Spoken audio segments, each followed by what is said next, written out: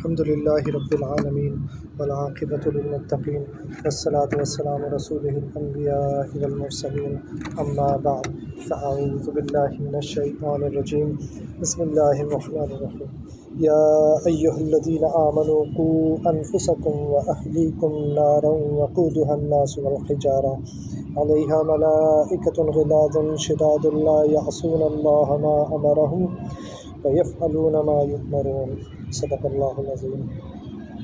ترجمہ: اے ایمان والو، تم اپنے کو اور اپنے گھر والوں کو دوزخ کی اس آگ سے بچاؤ جس کا ایندھن آدمی اور پتھر ہیں، جس پر تند خو اور مضبوط فرشتے متعین ہیں جو اللہ کی ذرا نافرمانی نہیں کرتے کسی بات میں جو ان کو حکم دیتا ہے، اور جو کچھ ان کو حکم دیا جاتا ہے اس کو فوراً بجا لاتے ہیں۔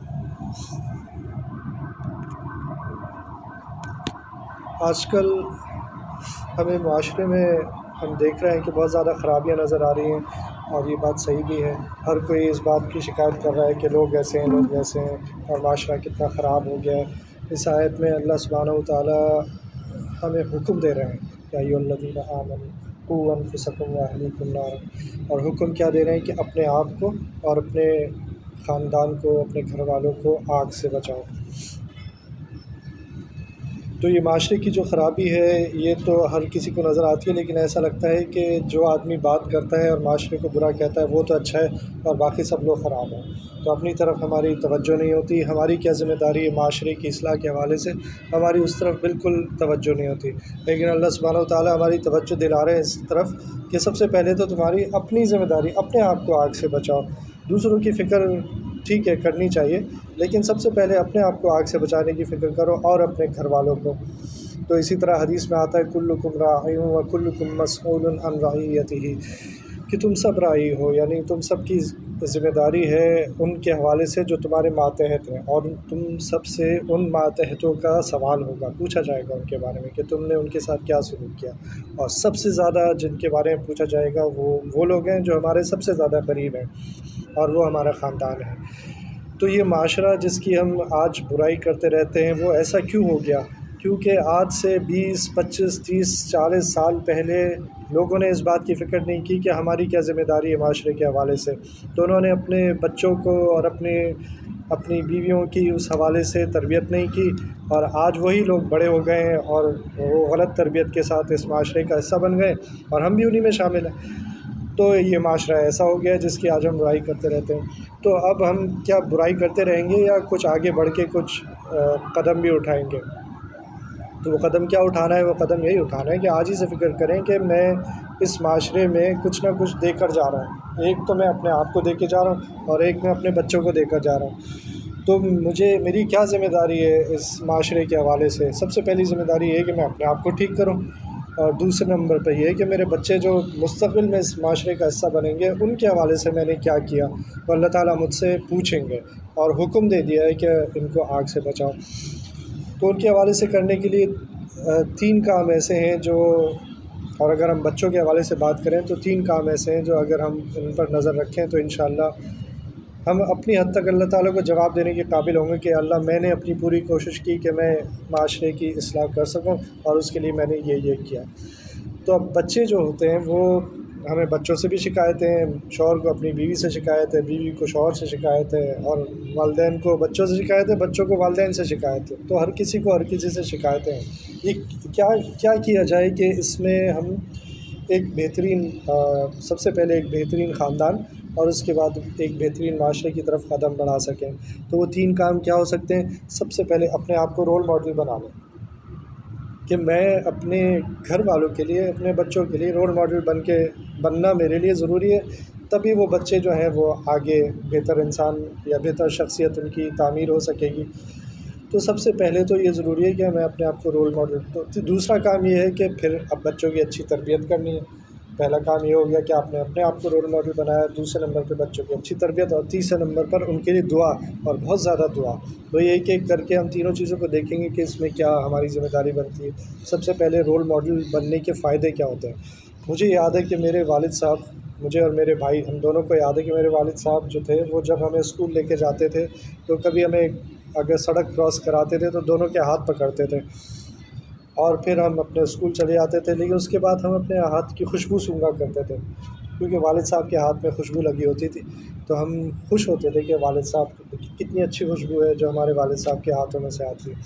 تو چھوٹا بچہ جو ہوتا ہے وہ اپنے والد سے خصوصاً بہت زیادہ متاثر ہوتا ہے، اور اس کو ایک وقت تک اپنا رول ماڈل مانتا ہے، لیکن ایک وقت کے بعد وہ بدلنا شروع ہو جاتا ہے، اور اس کی وجہ یہی ہے کہ وہ پھر اسے والد میں وہ چیزیں نہیں ملتی جو وہ دیکھنا چاہتا ہے۔ تو رول ماڈل بننے کے لیے ہمیں قرآن شریف سے جو ہے وہ ہدایت ملتی ہے کہ ایک اچھا باپ کیسا ہونا چاہیے۔ اس کے لیے سورہ لقمان میں حضرت لقمان نے اپنے بیٹے کو کچھ نصیحتیں کی تھیں۔ وہ نصیحتیں کیا تھیں کہ اللہ کی عبادت کرنا، شرک نہ کرنا، پہلی نصیحت۔ دوسری نصیحت کیا تھی کہ ہر چھوٹی بڑی چیز کو اللہ کی نظروں میں ہے اور وہ حاضر کر دی جائے گی، چاہے ہم نیکی کریں چھوٹی یا بڑی، چاہے گناہ کریں چھوٹا یا بڑا، وہ حاضر کر دیا جائے گا۔ تو یہ دوسری بات حضرت لقمان علیہ السلام نے بتائی۔ تیسری نصیحت کیا کی؟ نماز قائم کرو۔ چوتھی نصیحت کہ نیکی کی تلقین کرو اور برائی سے بچو اور برائی سے روکو، اور جب یہ کرے گا انسان، جب بھی یہ کرتا ہے امر بالمعروف و نہی عن المنکر، یعنی نیکی کی تلقین اور برائی سے روکنے کی کوشش کرتا ہے، تو پھر مشکلات پیش آتی ہیں، ایسی صورت میں صبر کرو۔ یہ ان کی بلکہ اسی نصیحت کا حصہ ہے کہ صبر کرنا۔ اور چوتھی نصیحت یہ ہے کہ غرور نہیں کرنا۔ اور اب دیکھیں حضرت لقمان علیہ السلام اپنے بچوں کو بتا رہے ہیں کہ غرور نہیں کرنا، اور اس کی مثال انہوں نے کیا دی کہ تمہارا غرور تمہاری چال سے ظاہر نہیں ہونا چاہیے۔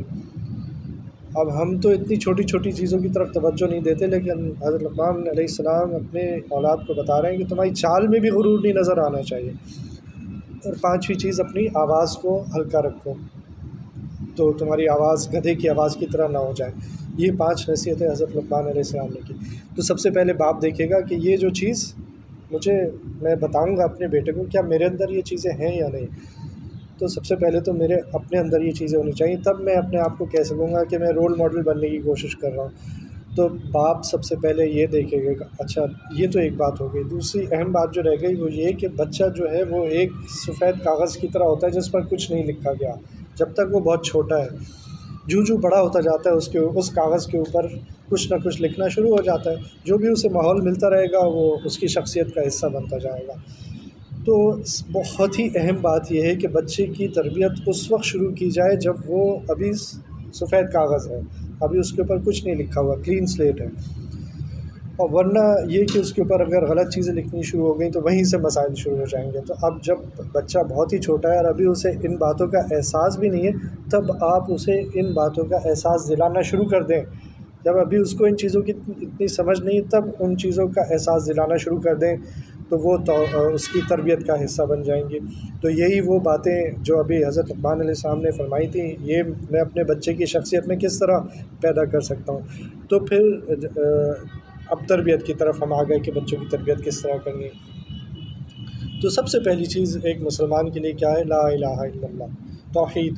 تو بچے کو لا الہ الا اللہ کی طرف نہ صرف زبان کی حد تک لے کے آنا ہے، بلکہ اس کے ذہن میں بار بار ڈالنا ہے کہ یہ لا الہ الا اللہ کا مطلب کیا ہے۔ تو یہ کس طرح ڈالنا ہے کہ اس کو چھوٹی چھوٹی بات پر اس کی بچوں کی خواہشات ہوتی ہیں، بچے کو یہ تربیت کا حصہ بنائیں کہ اسے یہ کہیں کہ تم اللہ سے مانگو، یہ چاہیے اللہ سے مانگو، دودھ چاہیے اللہ سے مانگو، پھر آپ دیں اسے، آپ کو دینا تو ہے ہی، لیکن اس کی زبان پر یہ لے کر آئیں کہ مجھے اللہ دیں گے جو کچھ بھی دیں گے، یہ اس کی تربیت کا حصہ بنائیں۔ پھر یہ کہ اب بچے سے غلطیاں بھی ہوتی ہیں تو اس کو اس بات کا احساس دلاتے رہنا کہ اللہ دیکھ رہے ہیں، اللہ دیکھ رہے ہیں، یہ اس سے اتنی دفعہ کہنا کہ اس کے دل میں بیٹھ جائے کہ اللہ مجھے ہر وقت دیکھ رہے ہیں۔ ابھی اس کو اتنا شعور نہیں ہے، لیکن یہی وہ وقت ہے جب اس کا شعور ڈیولپ ہونا شروع ہو جاتا ہے، تو اسی وقت ساری محنت کرنی ہے۔ اور ان باتوں کے ساتھ ساتھ رسول اللہ صلی اللہ علیہ وسلم کی محبت اس کے دل میں ڈالیں، ان بچے کے سامنے ذکر کرتے رہیں ہمارے نبی ایسے تھے، ہمارے نبی ایسے تھے، ہمارے نبی احادیث سنائیں ایسی جو بچوں سے متعلق زیادہ ہوں، اور نبی کریم صلی اللہ علیہ وسلم نے کیا کیا قربانیاں دی، تو اس کے دل میں نبی صلی اللہ علیہ وسلم کی محبت پیدا کر دیں۔ لیکن آج کے معاشرے میں ان چیزوں سے دور کیا جا رہا ہے، اسکول بھی دور کر رہا ہے، یہ ٹی وی وغیرہ ساری خرافات جو ہیں یہ بچوں کو ان چیزوں سے دور کر رہی ہیں جو اہم ہے۔ پھر ہماری ذمہ داری ہوتی ہے کہ بچوں کو اس کی طرف لے کر آئیں۔ پھر یہ کہ ایک چیز جو آج کل معاشروں سے نکالنے کی کوشش کی جا رہی ہے، وہاں تو نکل ہی گئی، لیکن اب ہمارے معاشرے کی طرف آ رہی وہ یہ کہ حیا، شرم و حیا نکال دو معاشرے سے۔ تو حدیث میں آتا ہے کہ اگر حیا نہیں تو پھر جو چاہو کرو، اگر حیا نہیں تو پھر جو چاہو کرو۔ اور اس کے بارے میں اگر سوچیں تو اب مغرب میں یہی ہو رہا ہے کہ حیا ختم ہو گئی، اب وہ ان کے لیے ہر چیز جو ہے نا وہ صحیح لگنے لگی ہے، LGBT ہو، ٹرانسجنڈر ہو، یہ سب چیزیں انہیں صحیح لگنے لگی ہیں کہ بھئی یہ تو انسانی حقوق کی بات ہے۔ اس کی بنیادی وجہ یہ ہے کہ ان کے اندر حیا ختم ہو گئی۔ اب یہ ہمارے یہاں کوشش ہو رہی ہے کہ ہماری بھی حیا ختم ہو جائے۔ بچے کے اندر حیا کیسے پیدا کی جائے، اس کے لیے سب سے اہم یہ ہے کہ اس کو آپ جب ابھی اس کے اوپر لباس کی پابندیاں نہیں آئیں، سطر کی پابندیاں نہیں آئیں، تبھی سے آپ اس کے اوپر وہ پابندیاں لگائیں، اسے احساس دلائیں کہ بھئی بچی کا لباس ایسا ہوتا ہے، تاکہ وہ بچی کو بچپن سے یہ احساس ہو جائے کہ مجھے اپنے بالوں کو بڑے ہو کر چھپانا ہے۔ وہ بات جب بڑے ہو جاتے ہیں تو پھر وہ دیکھتے ہیں کہ کالج میں کیا ہو رہا ہے اور فلاں جگہ کیا ہو رہا ہے، تو پھر ان کو وہ مشکل ہوتی ہے اپنے۔ تو ہماری یہ ذمہ داری ہے کہ بچوں کو، چاہے بیٹا ہو چاہے بیٹی ہو، دونوں کو حیا کی بہت زیادہ ان کا خیال کریں کہ حیا کی کتنے۔ نبی کریم صلی اللہ علیہ وسلم، ہم تو سمجھتے ہیں حیا کا تعلق عورتوں سے، نبی کریم صلی اللہ علیہ وسلم وہ انسان تھے جن کے اندر سب سے زیادہ حیا تھی۔ تو مرد اپنے آپ کو یہ نہیں سمجھے کہ حیا کا تعلق ہم سے نہیں ہے، بلکہ تو یہ جلدی میں بات کر رہا ہوں، تربیت سے ان چیزوں کا تعلق ہو گیا۔ پھر تربیت سے ہی ایک اور چیز کا تعلق ہے، وہ ہے بچوں کو بچپن سے ہی نیکیوں کی ترغیب دیں۔ نیکی مثلاً یہ کہ بچے کو اگر اس سے پانی پلوائیں تو اسے بتائیں دیکھو یہ تم نے نیکی کی، اللہ کتنے خوش ہوئے ہوں گے۔ یا اس سے صدقہ کروائیں، دیکھو تم نے غریب کی مدد کی، اللہ بہت خوش ہوئے ہوں گے، اللہ کے نبی صلی اللہ علیہ وسلم بہت خوش ہوں گے۔ اس طرح اس کو ترغیب دیتے رہیں نیکیوں کی طرف، تو اسے بچپن سے ہی اس کے دل میں یہ بیٹھ جائے گا کہ نیکی سے اللہ خوش ہوتے ہیں۔ اب تو پہلے تو آپ نے اس کے دل میں بٹھا دیا کہ اللہ ہی ہمارے سب کچھ ہے، پھر اب اس کو آپ مختلف طریقوں سے نیکیوں کی طرف راغب کر رہے ہیں۔ پھر یہ کہ اب بچے سے غلطیاں بھی ہوتی ہیں تو اسے برائیوں سے نفرت دلانا بھی بہت ضروری ہے۔ اس کے سامنے جھوٹ کو برا کہیں بار بار، کیونکہ بچے تو بیچارے جھوٹ بول دیتے ہیں، پھر ہم ان کے اوپر غصہ کرتے ہیں۔ اب بچہ تو بچہ ہے، لیکن بچے کے اندر جھوٹ کی نفرت بٹھا دیں گے تو اس کو، ہمارے والد صاحب اتنی دفعہ ہمارے سامنے ذکر کرتے تھے جھوٹ کے بارے میں کہ جھوٹ اتنی بری چیز ہے، جھوٹ اتنی بری چیز ہے۔ میرا اپنا خیال یہ ہے کہ اسی وجہ سے ہمارے اندر جو ہے وہ ہم نے جھوٹ نہیں بولا، جہاں موقع آیا، ایسا موقع کہ سچ بولنا مشکل ہو رہا تھا، وہاں بھی جھوٹ بولا۔ تو یہ جب والدین اس بات کا خیال کرتے ہیں، اللہ تعالیٰ میرے والد کی مغفرت فرمائے، والدین اس بات کا خیال کرتے ہیں تو پھر بچوں کے اندر ان چیزوں کا احساس پیدا ہو جاتا ہے کہ کسی کو تکلیف نہیں پہنچانا۔ بیٹا اپنے فلاں کو تکلیف پہنچائی، اپنے باپ کو تکلیف پہنچائی، اپنے بھائی کو تکلیف پہنچائی، اپنی بہن کو تکلیف پہنچائی، جب بھی ایسا موقع ہو فوراً احساس دلا، دیکھیں اللہ دیکھ رہے ہیں، اللہ کو برا لگے گا، آپ نے فلاں کو تکلیف پہنچائی، آپ نے جھوٹ بول دیا، اللہ کو برا لگے گا۔ تو یہ ایک تو نیکیوں کی طرف ترغیب دینا، پھر برائیوں سے نفرت دلانا، اور اسی میں پھر ماحول بہت اہم چیز ہے کہ بچے کو ماحول کیا مل رہا ہے۔ تو اس بات کا والدین کو احساس نہیں ہے کہ والدین کی کتنی عظمت ہے، والدین کو خود اس کا احساس نہیں ہے تو پھر وہ بچے کو کیسے دلائیں گے۔ تو والدین کی اتنی عظمت ہے کہ سورہ النساء میں اللہ سبحانہ و تعالیٰ نے اپنے ساتھ والدین کا ذکر کیا کہ میری عبادت کرو، شرک نہ کرو، اور والدین کے ساتھ اچھا سلوک کرو۔ تو اب یہ کتنی بڑی بات ہے، یہاں نبی صلی اللہ علیہ وسلم کا بھی ذکر نہیں آ رہا، والدین کا ذکر آ رہا ہے، میری عبادت کرو، شرک نہ کرو، اور والدین کے ساتھ اچھا سلوک کرو۔ جب والدین کی اتنی عظمت ہے تو والدین ناانصافی کریں گے اگر اپنی اولاد کو سمجھائیں گے نہیں کہ ہماری عظمت تمہارے دل میں کیا ہونی چاہیے۔ تو اب کیا باپ اپنی عظمت خود بتائے گا؟ نہیں، ماں بتائے گی کہ باپ کی عظمت کیا ہے، باپ کی کتنی عزت کرنی چاہیے۔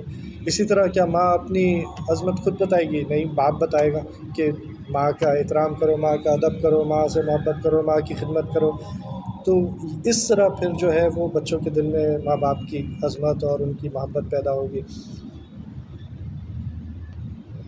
اچھا، اب یہ ہوتا ہے کہ ہم تو منع کر رہے ہیں اولاد کو برائیوں سے، لیکن خود وہی برائیاں کر رہے ہیں۔ تو اب بچہ اتنا بے وقوف نہیں ہوتا کہ وہ سمجھتا نہیں ہے، اس کے لاشعور میں یہ چیزیں بیٹھنا شروع ہو جاتی ہیں کہ ٹھیک ہے، جھوٹ بولنا ٹھیک ہے، تو والد صاحب منع تو کر رہے ہیں لیکن خود فون پہ کسی سے بات کی اور صاف جھوٹ بول دیا، اب بچے نے سن لی بات، تو اب اس کو تو پتہ چلے گا کہ یہ مجھے تو منع کر رہے ہیں، لیکن تو والدین کو رول ماڈل، دوبارہ وہی بات کہ رول ماڈل بنیں گے تو پھر بچہ جو ہے اس کے لیے ان چیزوں پہ عمل کرنا آسان ہو جائے گا۔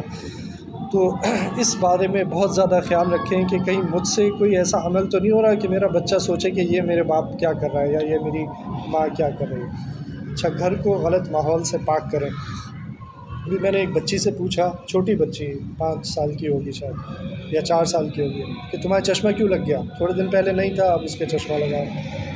میں نے پوچھا چشمہ کیوں لگ گیا؟ تو اس نے کہا نظر خراب ہو گئی۔ میں نے کہا کیسے پتہ چلا؟ اس نے کہا وہ میں ٹی وی یوں کر کے دیکھتی تھی۔ تو اب والدین کو اس کا احساس نہیں ہے کہ نہ صرف یہ کہ میں روحانی طور پہ اپنے بچے کو خراب کر رہا ہوں، بلکہ اس کی نظریں بھی خراب ہو رہی ہیں۔ اس کو ٹی وی تو ویسے ہی ایک بہت ہی غلط چیز ہے، اس سے اپنے آپ کو تو بچانا ضروری ہے، بچے کو ابھی سے اگر آپ نے ٹی وی کی عادت ڈال دی تو پھر آپ نے بہت ہی ناانصافی کی۔ اور پھر جب وہ حدیث ہے نا کلکم راع و کلکم مسئول عن رعیتہ، تو پھر اللہ سبحانہ وتعالیٰ پوچھیں گے تم نے اپنی اولاد کے ساتھ یہ ناانصافی کیوں کی؟ اور حدیث میں آتا ہے کہ بچے کا حق ہے کہ اس کی اچھی تربیت کی جائے اس کے ساتھ۔ تو اب یہ غلط تربیت کا حصہ ہو گیا۔ اسی طرح بچوں کے درمیان انصاف کریں، تقابل نہ کریں۔ انصاف کرنا بہت ضروری ہے۔ تقابل یہ ہوتا ہے کہ دیکھو وہ کتنے اچھے نمبر لے کے آیا، وہ اچھی پڑھائی کرتا ہے اور وہ زیادہ انٹیلیجنٹ ہے، اور اس قسم کی باتیں بچوں کے سامنے کرنا، دوسرا بچہ احساس کمتری کا شکار ہو جاتا ہے۔ اب ہوتا یہ ہے کہ ایک بچہ کا ٹیلنٹ کچھ اور ہے، دوسرے بچے کا ٹیلنٹ کچھ اور ہے۔ وہ اگر ان چیزوں میں اچھے نمبر نہیں لا پا رہا تو اس کا مطلب یہ نہیں ہے وہ انٹیلیجنٹ نہیں ہے، بلکہ ہمیں یہ سمجھنا چاہیے اس کی صلاحیت کچھ اور اللہ تعالیٰ نے رکھی ہے اور اس بچے کی صلاحیت کچھ اور ہے۔ تو کبھی بھی ایسا نہیں کرنا چاہیے کہ ایک کو دوسرے کے اوپر ترجیح دیں اور یہ کہیں وہ زیادہ اچھا ہے پڑھائی میں تو میں سے۔ اسی طرح یہ کہ ماں باپ آپس میں جھگڑے کرتے ہیں تو اس کا بھی بہت زیادہ برا اثر ہوتا ہے۔ اب یہ تو نہیں ہو سکتا کہ کسی بھی گھر میں جھگڑے نہ ہوتے ہوں، کبھی باپ ناراض ہوتا ہے ماں پر، کبھی ماں باپ پہ ناگواری کا اظہار کرتی ہے، تو یہ تو ایک نیچرل سی چیز ہے۔ لیکن گھر کا اصل ماحول جو ہے وہ محبت کا ہونا چاہیے، اصل ماحول محبت کا ہونا چاہیے، اصل ماحول فساد کا، جھگڑے کا نہیں ہونا چاہیے۔ یہ بچے کے اوپر بہت زیادہ منفی اثرات اس کے پڑتے ہیں۔ تو وہ اصل ماحول محبت کا جب ہوگا تو بچے کو اس بات کا احساس ہوگا کہ ہمارے والدین جو ہیں ایک دوسرے کا خیال کرتے ہیں، ایک دوسرے سے محبت کرتے ہیں۔ یہ نہیں ہوگا کہ ہمارے تو گھر میں جھگڑوں کے علاوہ کچھ ہوتا ہی نہیں۔ بچوں سے نرمی سے پیش آئیں، پوری کوشش کریں بچوں کے ساتھ نرمی سے پیش آئیں۔ حضرت انس بن مالک رضی اللہ عنہ 10 سال نبی کریم صلی اللہ علیہ وسلم کی خدمت میں رہے، بچے تھے تب سے، اور انہوں نے بتایا کہ نبی کریم صلی اللہ علیہ وسلم کی خدمت میں 10 سال رہا اور ایک دفعہ بھی نبی صلی اللہ علیہ وسلم نے میرے اوپر ہاتھ نہیں اٹھایا۔ حالانکہ شرارتیں بھی کی انہوں نے اور اس کے واقعات ہیں، لیکن کبھی ایسا نہیں ہوا۔ اب اس کا مطلب یہ نہیں ہے کہ ہم بچے پر ہاتھ نہیں اٹھائیں، جب ضرورت ہو تو پھر اس کے اوپر، لیکن یہ کہ حد الامکان نرمی سے پیش آنا، اور جب ضروری ہو جائے تو پھر اس کو ڈانٹنا یا تھوڑی بہت پٹائی کرنا، ایسی نہیں کہ اس کو زیادہ تکلیف پہنچ جائے بلکہ تھوڑی بہت۔ اس میں بھی اس بات کا خیال رکھنا کہ جب غصہ آئے اس وقت غصہ نہ کیا جائے، بلکہ جب غصہ ٹھنڈا ہو جائے اس وقت غصہ کیا جائے۔ یہ ذرا مشکل کام ہے، لیکن اس کا فائدہ یہ ہے کہ جب غصہ آ جاتا ہے تو بچے کے اوپر زیادتی ہو جاتی ہے، ناانصافی ہو جاتی ہے، اور اگر آپ نے اس طرح بار بار کر دیا تو بچے کے دل میں آپ کا ڈر بیٹھ جائے گا، خوف بیٹھ جائے گا، اور پھر وہ آپس میں جو ہے نا فاصلے پیدا ہونے شروع ہو جائیں گے۔ اچھا، پھر یہ بچے کی تربیت کا حصہ یہ بھی ہونا چاہیے کہ اس سے کہیں کہ ماں کہیں کہ بچے سے کہ تم اپنے باپ سے دعا کرواؤ، اپنے ابو سے دعا کرواؤ اپنے لیے۔ تو میں نے دیکھا میرے ایک بڑے ہیں شیخ ہاشم، بڑے عالم دین ہیں، اب وہ دادا بھی ہیں نانا بھی ہیں، میں ان کے گھر پہ تھا تو ان کے نواسہ نواسی آئے ہوئے تھے اور وہ کہیں جا رہے تھے، واپس جا رہے تھے اپنے گھر، تو میرے سامنے ہی وہ ملنے کے لیے آئے۔ تو سب سے پہلے انہوں نے اپنے نانا کے ہاتھ پہ بوسہ دیا، ہاتھ میں لایا اور بوسہ دیا، تو میں خوش ہوا، ایسی چیزیں دیکھنے میں کہاں ملتی۔ پھر بچے نے کان میں کچھ کہا، چھوٹا سا بچہ ہے 4-5 سال، اس سے کان میں کچھ کہا تو انہوں نے دعا دی اور چلے گئے۔ میں نے ان سے پوچھا یہ کیا کہہ رہا تھا کان میں؟ انہوں نے کہا دعا کے لیے کہہ رہا تھا۔ اتنا سا بچہ دعا کے لیے کہہ رہا ہے، اب یہ اس کی ماں نے سکھایا کہ، تو اسی طرح جو ہے ہمیں آپس میں سکھانا چاہیے کہ شوہر جو ہے یا باپ جو ہے وہ بچوں کو کہے کہ اپنی ماں سے دعا کرواؤ، جاؤ اپنی ماں سے دعا کرواؤ۔ تو بچوں کے ذہن میں پھر بہت زیادہ ماں کی عزت اور عظمت بیٹھنی شروع ہو جائے گی۔ اچھا، بچوں کی خواہشات بھی ہوتی ہیں، اور ماں باپ جب بچوں سے بہت زیادہ پیار کرتے ہیں، پیار تو ہر ماں باپ کو ہوتا ہے اپنے بچوں سے، لیکن ساری خواہشات پوری کر دینا بچوں کے ساتھ ناانصافی کرنا ہے۔ اگر آپ پیسے والے ہیں تو اس کا مطلب یہ نہیں کہ جو بچے نے کہہ دیا اس کی محبت میں آ کر اس کی خواہش پوری کر دی، نہیں، یہ ظلم ہے بچے کے ساتھ۔ بچے کی خواہشات پوری کریں، لیکن کچھ خواہشات روکیں اس کی، کیونکہ یہ بچے کی تربیت کا حصہ ہے کہ اسے سب کچھ نہ ملے۔ اگر اسے سب کچھ ملنا شروع ہو جائے گا تو ایک وقت آئے گا، دنیا ہے یہ، دنیا میں ہر خواہش پوری نہیں ہوتی، اگر اس کی خواہش پوری نہیں ہوگی تو وہ اس کو مشکل ہوگی، ذہنی طور پہ وہ ڈپریشن میں بھی جا سکتا ہے، اور آج کل یہ بہت دیکھنے میں آ رہا ہے۔ تو اس کی خواہشات پوری کریں، لیکن اس کو بھی تربیت کا حصہ بنا لیں کہ بھئی اگر تم نے یہ کر لیا تو تمہیں سائیکل دے دیں گے، اگر تمہاری اتنے نمبر آ گئے تو تمہیں سائیکل مل جائے گی، یا تم نے اتنے دن نماز جماعت کے ساتھ پڑھ لی تو پھر تمہیں سائیکل مل جائے گی۔ تو اگر آپ اس کی خواہشات کو جوڑ دیں گے انعامات سے تو اس کی تربیت ٹھیک ہونی شروع ہو جائے گی۔ اسی طرح اگر اس کو انعام نہیں ملے گا، کوئی کام اس نے نہیں کیا، انعام نہیں ملا، تو یہ ایک طرح کی سزا ہو گئی، تو اس میں بھی اس کی تربیت بننی شروع ہو جائے گی۔ اچھا، پیار کی حدود ہیں، ان حدود سے آگے نہیں نکلنا چاہیے۔ وہ تھوڑی سی اسی سے متعلق بات ہے کہ بچوں سے پیار کس کو نہیں ہوتا، لیکن یہ کہ آپ پیار میں اس کو بالکل ہی بگاڑ دیں تو وہ بھی پھر اس کی تربیت کے خلاف ہو گئی بات۔ کبھی اس کو ڈانٹ کی ضرورت ہوتی ہے، کبھی اس کو تنبیہ کی ضرورت ہوتی ہے، کبھی کبھار مار کی ضرورت بھی پڑتی ہے، لیکن اگر یہ سب چیزیں نہیں ہوں گی، یہ بچے کی بڑے بڑے گھرانوں میں جو ہے نا بچوں کو کے ساتھ سختی کی جاتی ہے تاکہ ان کی تربیت صحیح ہو سکے۔ اگر یہ چیزیں نہیں ہوں گی اور آپ نے لاڈ کرتے کرتے بچے کو بگاڑ دیا تو پھر اسی کے ساتھ ناانصافی کر رہا ہوں۔ ان سب چیزوں کے کرنے کے بعد بھی ہمیں ہمارا دین سکھاتا ہے کہ بچوں کے لیے بہت دعائیں کرنی چاہیے۔ تو قرآن شریف میں بھی دعائیں ہیں، ربنا هب لنا من ازواجنا وذریاتنا، اسی طرح اور دعائیں بھی ہیں۔ یہ دعائیں اپنے بچوں کے لیے پابندی سے مانگنی چاہیے، کیونکہ جب ماں باپ یہ سب کر رہے ہوں گے تو ان کی دعاؤں میں بہت زیادہ اثر ہوگا۔ اللہ سبحانہ وتعالیٰ ایسے ماں باپ سے محبت فرمائیں گے جو اپنے بچوں کے ساتھ اس طرح پیش آئیں گے، ان کی دعائیں پھر اثر بھی کریں گی۔ یہ مختصر بات تھی، اس میں دوبارہ ایک بات کر رہا ہوں کہ یہ چیز یاد رکھنے والی کہ بچہ ایک سادہ کاغذ کی طرح ہوتا ہے، اس کاغذ کے اوپر اس کا ماحول لکھنا شروع کر دیتا ہے۔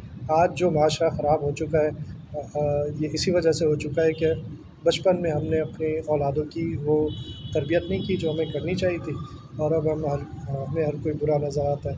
تو اگر ہم مستقبل میں حالات ٹھیک کرنا چاہتے ہیں تو اس سفید کاغذ کے اوپر وہ چیزیں لکھیں جو ہمارا دین ہمیں سکھاتا ہے تو لکھنی چاہیے۔ ربنا تقبل منا انك انت السميع العليم وتب علينا انك انت التواب الرحيم وصلى الله تعالى على خير خلقه محمد وعلى اله واصحابه اجمعين آمين برحمتك يا ارحم الراحمين۔